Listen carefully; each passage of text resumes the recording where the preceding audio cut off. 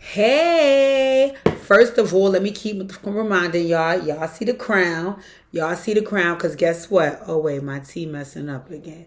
Guess what? It's your girl birthday. And yes, it's my birthday for another 17 days. Just so we're clear, I own the month of February, okay? So if you're feeling generous and you got your taxes, my cash app is Healing Hearts with an S 70114. Okay, now that we passed that, if you are new here, please hit the subscribe button and also hit the notification bell so you can get when I upload all of my real good videos.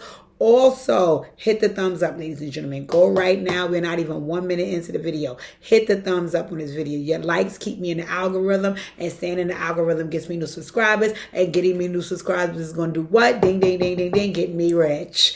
Okay. I'm also so excited for you guys to see my new recording space. New Live at 5 dropping Friday, March 1st in the new recording space. Okay. So now let's get into this Dear Deidre letter. Okay. Here we go. Dear Deidre, I have a friend that attended NYU for a semester while I was there, and we clicked instantly. Even though she didn't stay, we always kept in touch and maintained an excellent friendship.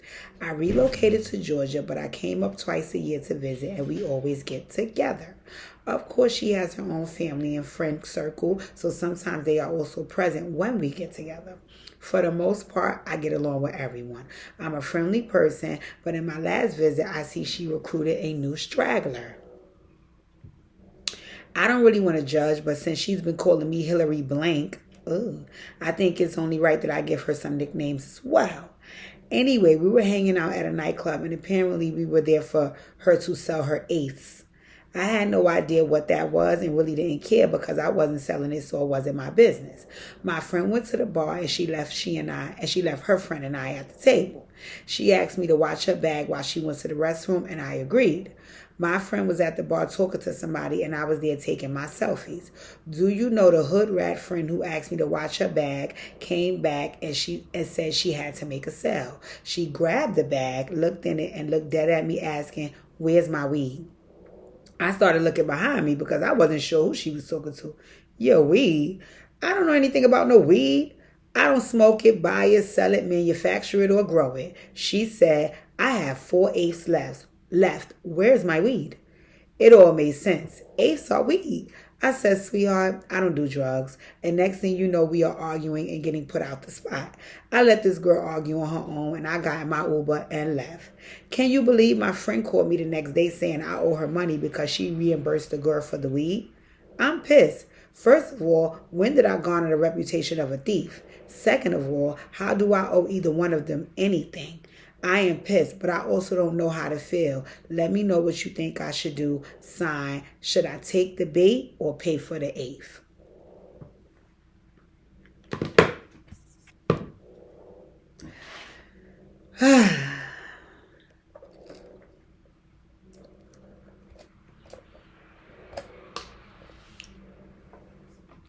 Ladies and gentlemen, book your Operation Hill 100 Heart Sessions, please. Book your Operation Hill 100 Heart Sessions because although I love the letters, I don't get enough information in the letters to provide adequate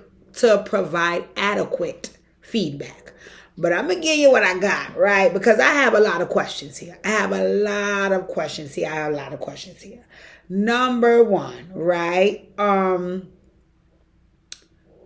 This is your homegirl. The first girl is your homegirl. How many years are you guys removed from NYU, right? So I'm asking that question because is this like a friendship that spanned over the last 10 years? Is it a friendship that spanned over the last 2? So on and so forth, right?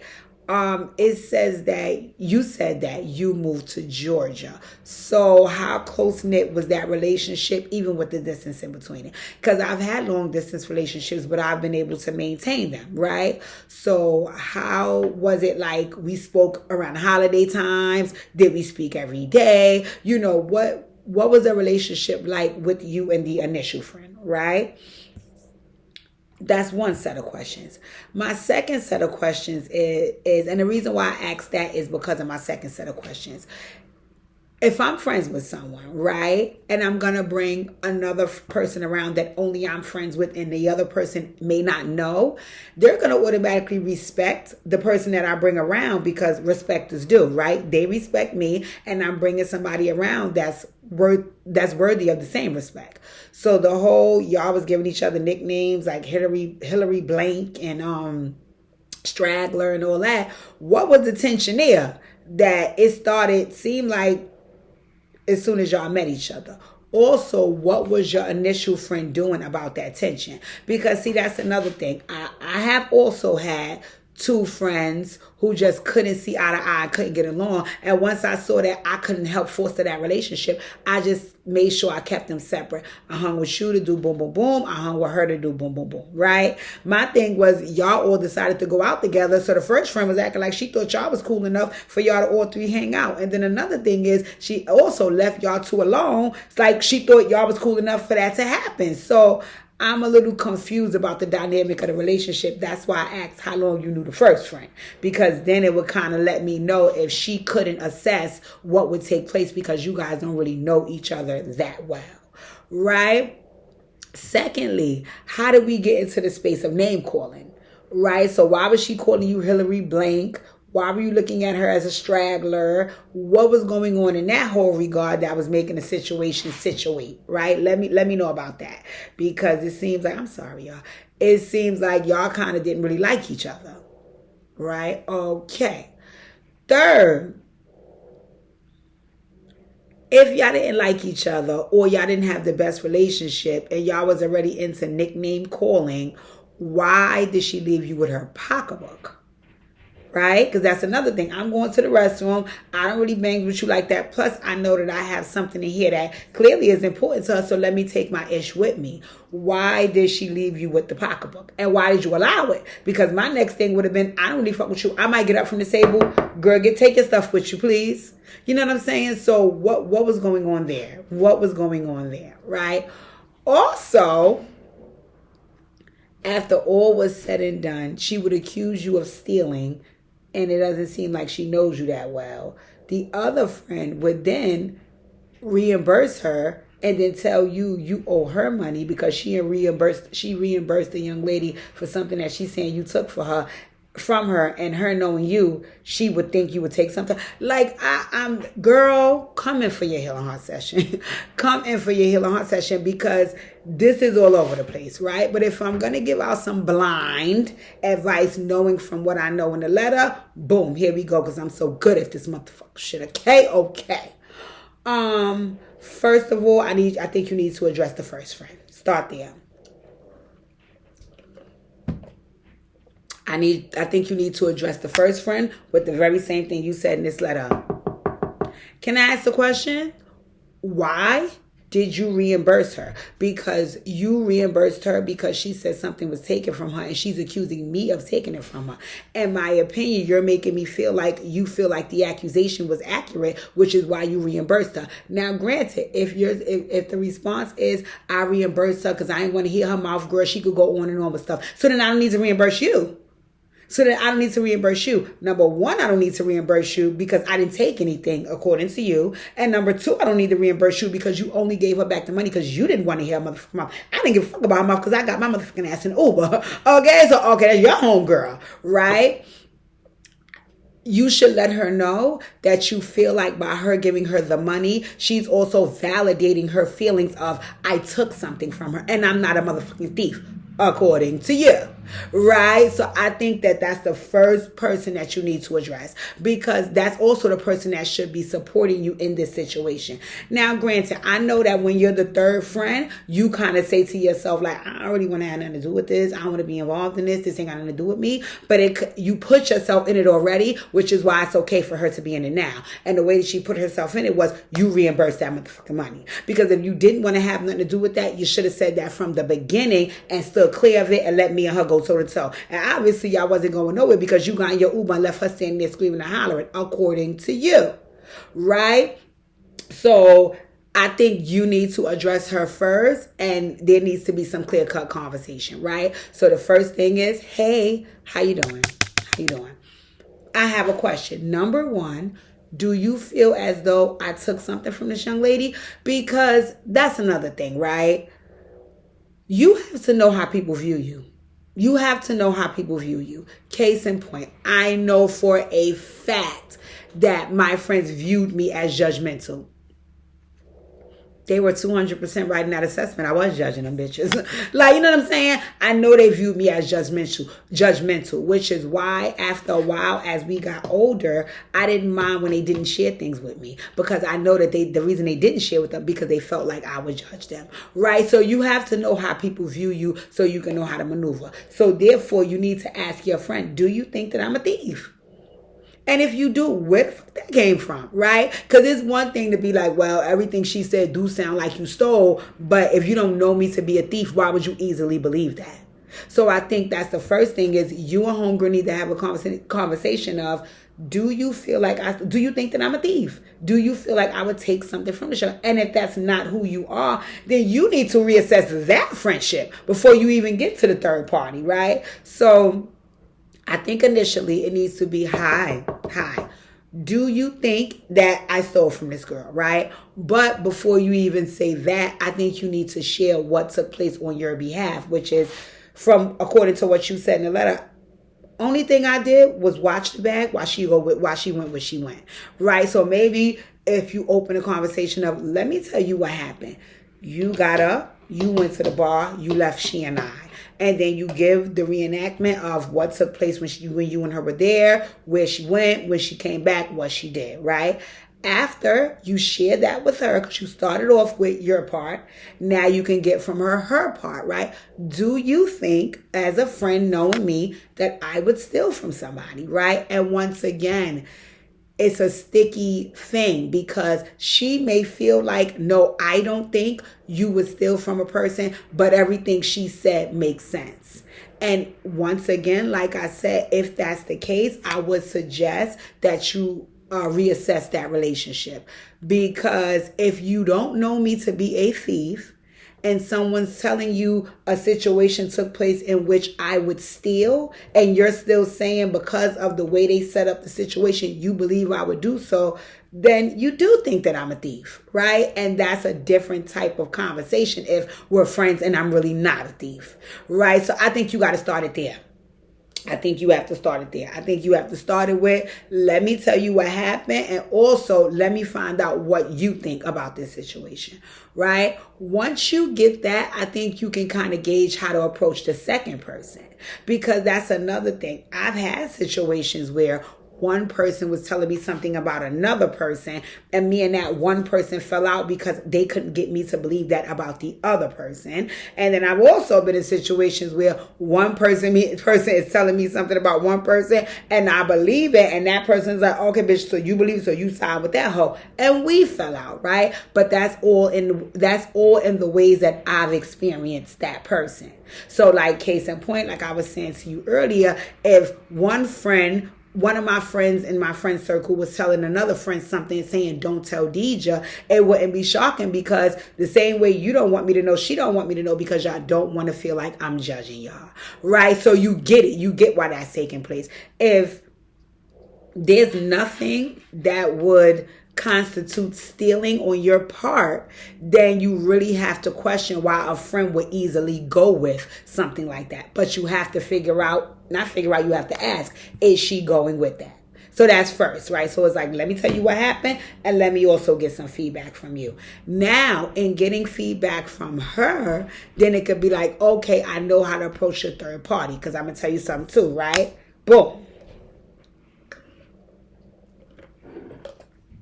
Let's just say you called your first friend, right? And you was telling her, yo, down here in Georgia, I'm really struggling. I'm falling on hard times. I lost my job. I'm doing the best that I can, right? Let's just say she was sharing that information with her other friend. If her other friend's weed is missing, and she knows from the first friend that you're falling on hard times, that would definitely explain why she automatically jumped to, you stole my weed, bitch. You know what I'm saying? So you have to get from the first friend what is going on. Okay, because then it's not far-fetched for her to be like, oh yeah, you stole my weed. Yeah, because you was over here telling her I'm falling on hard time. She probably think I need the money. That's why she thinks I stole the weed when it went missing. You understand what I'm saying? I want to make sure I'm landing that plane correctly, because I need you to know how to approach the third girl, because you and her are not really friends. So really and truly, if y'all disintegrate after this, I don't think it would matter to either one of y'all, because y'all are not really friends. Both of y'all are friends with the first girl. But another reason why I'm also trying to get you to approach this properly, because when people steal from people, people can get their ass whipped. I know that to be a fact. People can get their ass whipped. You see Remy Ma pow that girl. You know what I'm saying? It can escalate when it comes down to stealing. So that is the reason why I'm saying, like, okay, well, maybe you should try to get what you need to get from the first girl so you can know how to proceed. Right? Okay? Okay. Once you get whatever you get from friend number one, then you can go to associate eighths, right?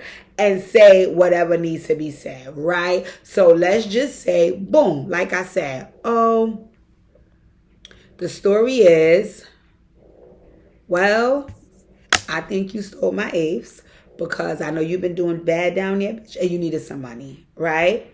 So then you can say to her, right, I did fall on hard times. It is a struggle for me, but I'm also not a thief. Because if I was a thief, I wouldn't be on hard times. I would be stealing those shit that I need, right? So, I mean, there's ways to approach that. But you have to get with the first friend first, because the first friend needs to be able to come and advocate for you to the second friend. And the reason why she would need to advocate for you, because she's the person that put the battery in the second friend back to believe that about you from the gate. So if that was the case with the whole you fell on hard times thing, yeah, you would need to intervene, have the first friend, you come on in and make an intervention to fix this, right? Now, if it has absolutely nothing to do with what the first friend shared with the second associate with the eighths, and she just wanted to believe that, then you can still also use the first friend to say, well, how about you have my back and you defend my character? Because another bad thing about that is, you didn't have my back and defend my character. You just reimbursed her like, yeah, I might have stole something. You know what I'm saying? So instead of you going back and forth with her about, no, I don't think that. And I'm not saying argue and fight on my behalf, but you can lay your perspective out there so she can know that it's just not that type of party. Right? If that makes sense. Now, the third party may just can't stand you and want to believe whatever she want to believe. That's something that you're going to have to be okay with. So what I will say is this. It's nothing wrong with okay, let's just play devil's advocate and say you approaching the third party with the first friend, and the first friend is having your back, you proving your point, and the third associate is still believing about you what she want to believe. She just may not like you, baby.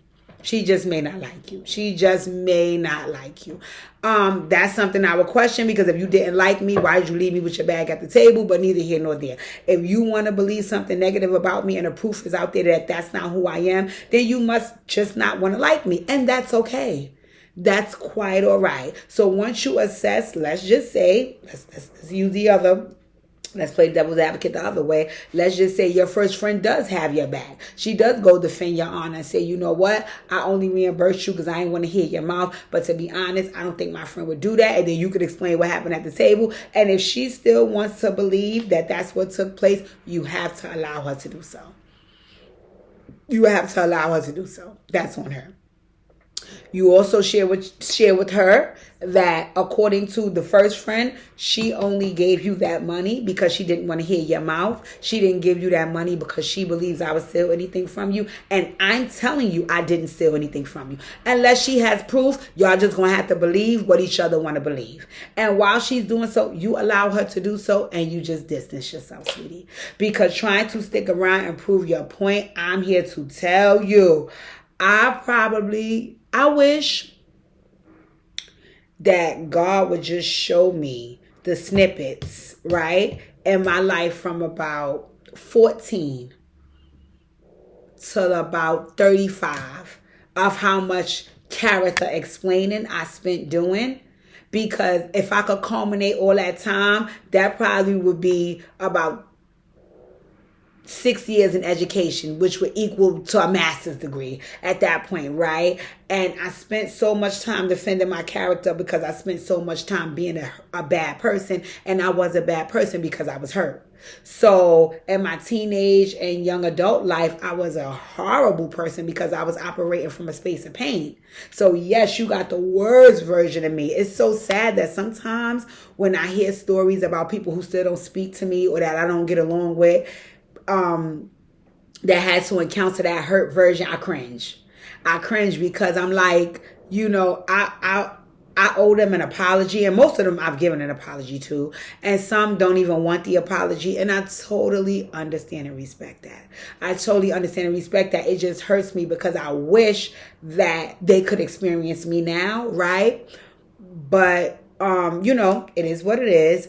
But in the space that I'm in now, it's like, no. I can own up to and say, hey, I did this, I did that, I did that, I did this. But during the transition of me realizing that I was operating from a space of pain and then me working on that, I spent so much time explaining and apologizing, explaining and apologizing, explaining and apologizing. I can give you about 5 people off the top of my head who it doesn't matter how many times I explained and apologized, they are hell bent on seeing that person. And I am hell bent on allowing them to do so. So for me, it's like spending that time trying to defend your character when you know that A, I didn't do nothing maliciously. B, if I did, I'm apologizing for it. C, I'm working on becoming a better person. Or D, I did not do anything at all. Spending time apologizing about it is really a waste of time, space, and energy, right? That you could be dedicating to something else that can make you a better person. In those moments, you're not a better person. Because no matter what you say to the young lady, if she think you stole that shit, she's going to believe that to her core. She's going to believe that to her core. And it does not matter how much you lay things out bare and you get a camera and show and no, I'm here to tell you people can have living proof in their face and they're still going to go with what they believe. You have to let them. You must. Sorry to tell you. So I'm here to let you know that if you know in your heart of hearts that I did not take anything from this young lady, you need to do what King said and stand on motherfucking business. And if standing on business means deleting really the first friend, because you're not really friends with the second girl, right? It don't seem like y'all get along anyway. It seemed like y'all was trying to be in each other's presence and engage because of the first friend. But if it means deleting both these motherfuckers and never seeing them again or speaking to them again, my dear, it won't be a loss for you. It will not be a loss for you. You know why it won't be a loss for you? Because as we just said, you didn't do anything malicious to the young lady. And if that's what she wants to believe, you cannot spend the duration of the rest of your life trying to explain or express or show her that that's not what it is. So my suggestion to you is, like King said, stand on fucking business. Stand on business. Stand on business. If you know, and this is only based on if you did not steal from her. Because like I said, going through all this means nothing. If you stole from the fucking girl, reimburse your friend, apologize and distance yourself from the friendship because you ain't going to never be looked at the same because you're a thieving ass bitches. And real bitches don't fuck with thieves. I'm just telling you. But in any event, if you want to be able to continue to move forward and get your blessings, my suggestion to you, my dear, is you should definitely, stand on business. Stand on business. Stand on business. If I didn't do anything and I did not take from you, it's okay to stand 10 toes down in that and lose whoever believed that you did, if you know wholeheartedly that you didn't. If you did, you need to reimburse both of those young ladies, right? You need to apologize and work on your motherfucking character because you're too old to be stealing. That makes absolutely no sense, and it's disgusting to steal from the people around you. That's not cool. It's not cool to steal at all, and it's triple not cool to steal from the people around you. Okay, sweetie? So that's a dub right there, right? So let me just say that. On top of all of that, understand that there will be some losses taken contingent upon the direction you going. And in order to settle your soul, you have to be okay with that. So if the loss is I have to stop being friends with my friend because she's making an accusation against me, knowing that that's not who I am. If the loss is I did something I didn't have no business doing, so in turn these people cut me the fuck off and I need to be away from them because I have a problem. Okay. But whatever you do, it will behoove you to operate from a space of good integrity. Right? Because at the end of the day, when all is said and done, you need to, in your heart, feel like you've done something good. Okay? And if you know that you didn't, baby, this is not on these people, it's on you. And I promise you, karma is a hit that don't miss. So if it's on you, baby girl, you're going to feel it. Okay? Okay. So that's all the advice I got. What my suggestion is, come get your healing heart session. Come get your healing heart session. Come get your healing heart session and let's figure out if you did it or if you didn't. If you did, let's figure out what in your spirit and in your core has you going in that direction. If you didn't, let's figure out how to address this where you can still feel like you're making the right choices for yourself. Okay? Right? So that's all the advice I got for you for now until I see you for your healing heart session. Once again, bitches, it's still my motherfucking birthday. It's still my motherfucking birthday. Okay? For another 17 motherfucking days. So as I said, make sure y'all hit that Cash App, Healing Hearts with an S, $ Healing Hearts with an S, 70114. You got all the way up until March 1st to do so. Live at 5. It will be returning March 1st. Okay, Friday in a new recording space. I'm so excited and anxious for you guys to see it. I'm so excited just to work on my craft. Also, I have a transparency video. I cannot tell you when it's dropping because I'm recording all of these videos on one day. So I don't know if I'm dropping it before this one will drop or after, right? But I want you guys to check it out because it talks about Lent and what I'm giving up and why I'm giving up and why I'm giving up what I'm giving up, who I am at my core, and just some things about me, right? Because I just was sharing with folks. I come up here and I do their DJ. I do my unpopular opinion. I do all of this conversing about other folks in their lives and my thoughts and assessments of it. But you guys have to remember, before I started assessing anyone else's life, I was assessing my own, and I still do so every single fucking day, right? It's a part of my healing journey. So thank you guys for tuning in. I appreciate the support. I appreciate all of the beautiful birthday wishes sent my way on Facebook and Instagram and a repost. Y'all know I'm a sucker for words because I'm excellent at my word giving, right? So I appreciate all of that. It's still Aquarius season. Oh, bitches is eating, like I said. So we still out here, we still lit, and it's still my birthday all motherfucking February. Cash App a bitch, okay? All right, once again, thank you guys. I love you guys. I appreciate everything you do for me, and I'm going to continue making you proud with all this lovely content. Enjoy your day.